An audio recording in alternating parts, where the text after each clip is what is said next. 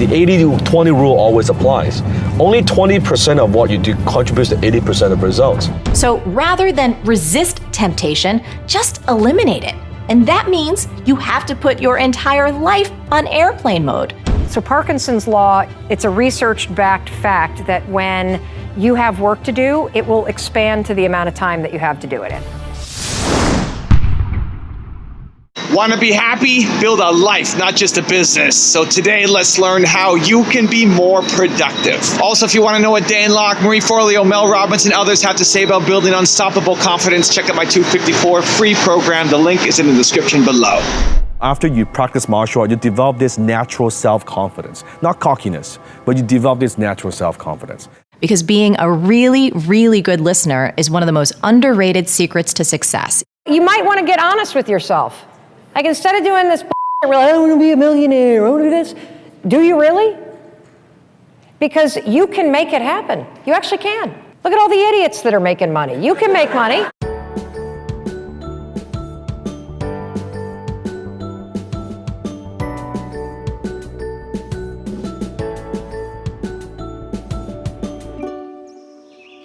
Okay, let's kick it off with rule number 1. Be ruthless when it comes to the outcome with Dan Locke.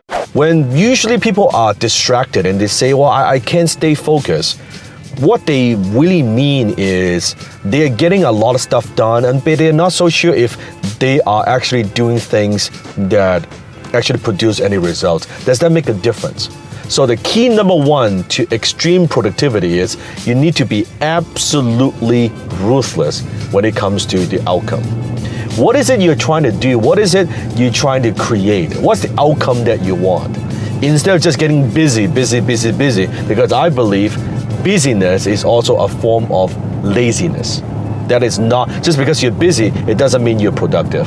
Just because you fill up your calendar with all kinds of stuff to do, it doesn't mean you're producing any results, right? Just because you're splashing in the water, it doesn't mean you're swimming, right? So that's what you want to do. Be absolutely ruthless. Don't just ask, okay, what do I need to do? What do I need to do? How can I do this better? Why am I even doing this at all? Is this important? Can I eliminate this? If I don't do this, would it even make a difference? Would people notice? How would this contribute to my life or to my bottom line as a business? When you are very clear and you are ruthless about the outcome, now guess what? You're more productive. And what you notice is, it doesn't matter what is it that you want to do, whatever result you want to create, the 80-20 rule always applies. Only 20% of what you do contributes to 80% of results. So you constantly want to be thinking about, okay, am I doing the important 20%? Or am I just wasting time with that 80% that actually doesn't matter that much? Rule number 2, put your life on airplane mode with Marie Forleo. Step number 2, put your entire life on airplane mode. So don't try and ignore your phone or ignore the emails or ignore the Slack messages or whatever else that you have that dings and rings and pops up. That's like me telling Kuma to ignore this slice of salami. Ain't gonna happen. Who can ignore the salami?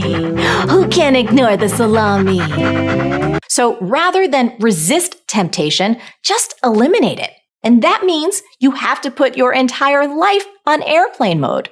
Now, obviously, turn off all the notifications. So close all the tabs, close all the windows, turn off the apps, and especially for your phone, I suggest just turning the damn thing off. However, you also got to shut off some people too. And that means that you might have to tell your kids and your spouse and your coworkers that for the next 2 hours or 1 hour or 3 hours that you don't exist. Kind of like this. See?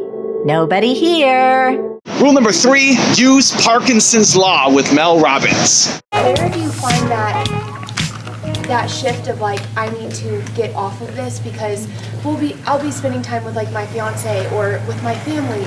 It pops into my head, oh my gosh, I need to text this person. I forgot I needed to call and get this order fixed.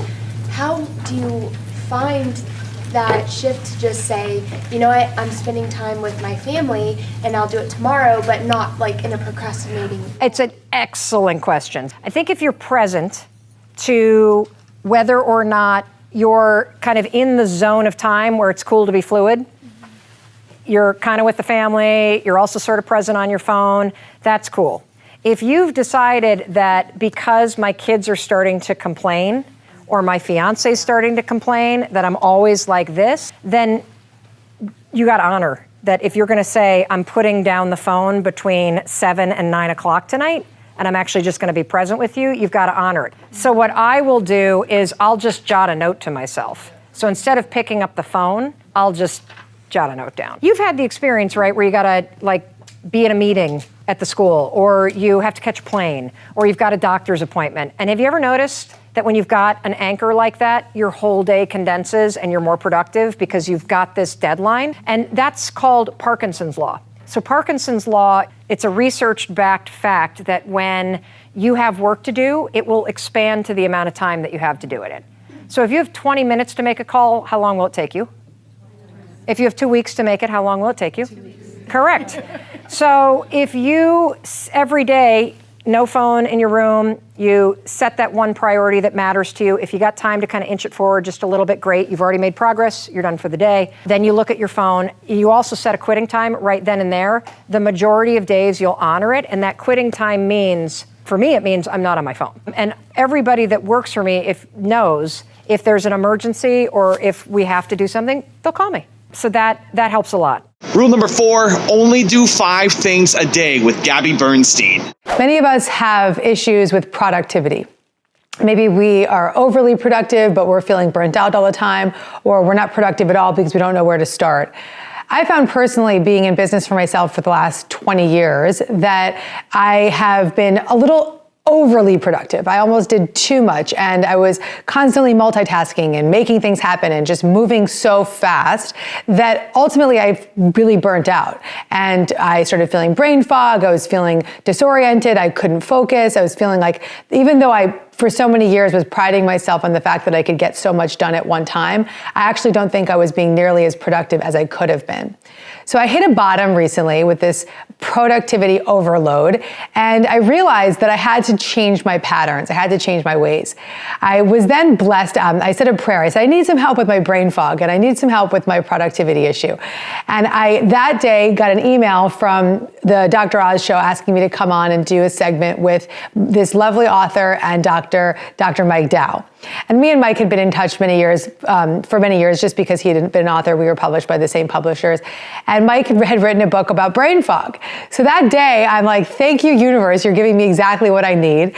I go on Dr. Oz with Mike, and I'm backstage with him, and I'm like, listen, I'm feeling so chaotic, and I'm multitasking so much, and I feel like I've got brain fog, and I'm forgetting things. And he looked at me and says, how much are you doing at one time? And I said, oh, Mike, I'm doing a million things at once. I have 1,000 tabs up on my screen. And he's like, these are big brain no-nos. And they're also productivity no-nos, is what he said. Because he said that the more I try to do and the more I try to multitask, the less I'm actually getting done. So he gave me a tip that I want to share with you that has changed everything for me. And his suggestion was to just do 5 things a day.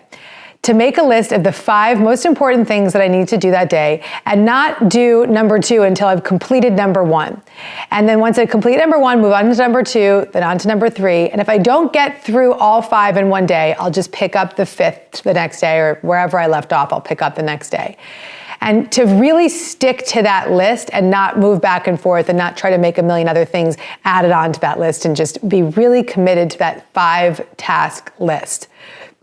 I did it. I started to just be very clear about the 5 things I was doing in a day. I told my team. I made a list in my base camp, which is where we keep all of our notes. And I made it really clear to myself, these are the only 5 things I'm doing throughout the day. As a result of making it super clear and conscious to myself that I was only going to do 5 things, I have been more productive. I have created more. I have been more intuitive. I have been more inspired, and I've been more creative. And rule number 5, the last one before a very special bonus clip, is find your productivity killers with Peter Vu. But I think there's different definitions of productivity. I mean, I think if you talk to 10 entrepreneurs, there's probably going to be 10 different definitions, right? I think productivity is a couple things. One, it's a productive life that's focused on and committed to producing and progressing towards your ideal vision. And I also think it's the use of your time energy, intelligence, and resources in a manner calculated to move you closer to meaningful goals. And productivity isn't just results in getting things done. It's about creating free time for your family, doing what you want, and having 100% control over your future. I don't think it's about doing more faster. It's about doing the right things deliberately. So the first question I'd ask is, what are your biggest productivity killers? Like, what are the things that have killed your productivity in the past? Because if you don't become aware, we have to start with the ground level here. If you don't become aware of where you're wasting time, that will always come up month after month, year after year. So it can be distractions as far as social media. It can be internet sometimes. It could be sleeping in. It could be people interrupting you all the time, right? It can be lack of planning. Maybe it's your environment. But I challenge people, what are 3 to 5 productivity killers that have been hurting you in the last, let's say, 6 months? And I think when you do that, I think multitasking is one. I think notifications on the phone is one. But I challenge people, what 3 are costing you the most? Now I've got a really special bonus clip with Robin Sharma and how to have an amazing morning routine that I really think you're going to enjoy. But before that, it's time for the 3-point landing questions. Got to move from just watching the video to taking action. Here we go. Question number 1. What is your number 1 productivity killer? Number 2, what are the 5 most important things for you to do today? And number 3, where do you need to be more ruthless about the outcome? The way you begin each day sets up the way you live each day. I mean, the Spartan warriors said it so well. Sweat more in training, bleed less in war. And if you want to be literally undefeatable in business, literally unstoppable in life, you really want to dial in your morning routine. And so you want to do things like starting the day sweating, because that releases BDNF, brain-derived neurotrophic factor, that repairs brain cells from stress. You want to sweat because that's going to increase your metabolic rate, which is going to give you energy. And we live in a world where energy is even more valuable than intelligence.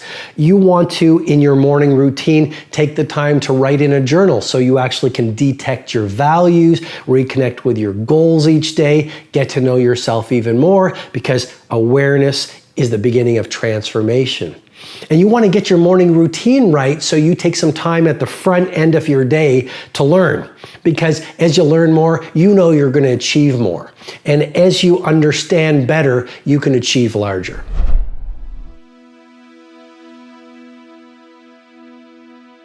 Continue to believe, and I'll see you there.